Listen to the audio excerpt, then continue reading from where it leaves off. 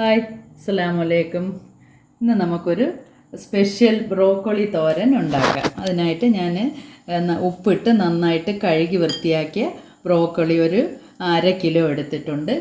ഒരു 2 piece carrot, ഒരു 4-5 piece beans, 2 മുട്ട, 3-4 പീസ് ചെറിയ ഉള്ളി, ഒരു ചെറിയ പീസ് ഇഞ്ചി, പച്ചമുളക്, 2-3 പീസ് വെളുത്തുള്ളി. ഇനി നമുക്കിത് നന്നായിട്ട് ഇതൊന്ന് അരിഞ്ഞെടുക്കാം.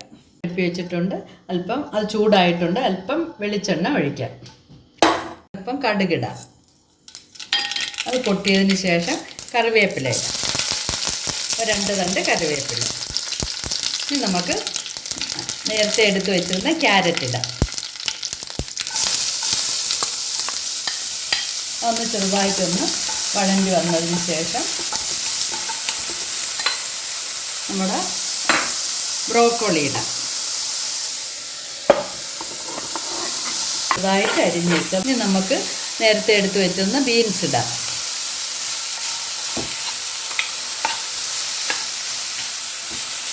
ഉപ്പ് കൂടിയിട്ട് നന്നായിട്ടൊന്ന് ഇളക്കി മൂടി വെച്ച് ഒരു 2 മിനിറ്റ് മൂടി വെച്ച് വേവിക്കാം. ഇനി നമുക്ക് ഇത് വേവുന്ന സമയം കൊണ്ട് നമുക്ക് ഇത് തോരന് വേണ്ടിയിട്ടുള്ള അരപ്പ് തയ്യാറാക്കാം. ഞാൻ അരമുറി തേങ്ങ എടുത്തിട്ടുണ്ട്. ചിരകിയ തേങ്ങ, അല്പം ചെറിയ ജീരകത്തിൻ്റെ പൊടി, നേരത്തെ എടുത്ത് വെച്ചിരുന്ന ചെറിയ ഉള്ളി, 1 പീസ് ഇഞ്ചി, 3 പച്ചമുളക്, 4-5 പീസ് വെളുത്തുള്ളി, അല്പം മഞ്ഞൾപ്പൊടി. ഇനി ഇത് നമുക്ക് ഗ്രൈൻഡ് ചെയ്തെടുക്കാം. ഇടയ്ക്ക് നമുക്കൊന്ന് തുറന്ന് ഇളക്കി കൊടുക്കാം.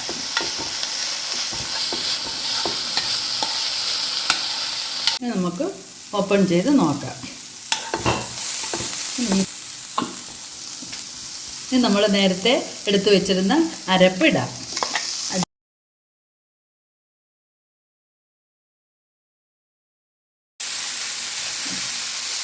നന്നായുള്ള അരപ്പിൻ്റെ പച്ചമണം മാറുന്നത് വരെ നമുക്കൊന്ന് അടച്ചു വെച്ച് വേവിക്കാം.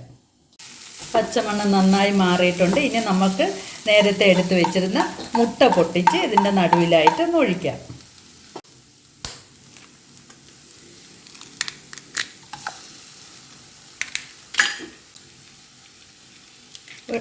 ഒഴിച്ചിട്ട് ഒരു മിനിറ്റ് നമുക്കൊന്ന് അടച്ചു വയ്ക്കാം.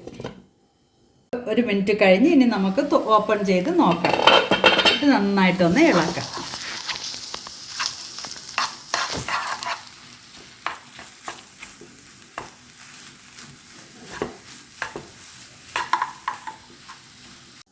നമ്മൾ അടിപൊളി തോരൻ റെഡി ആയിട്ടുണ്ട്. നമുക്ക് സെർവിങ് ഡിഷിലോട്ട് മാറ്റാം.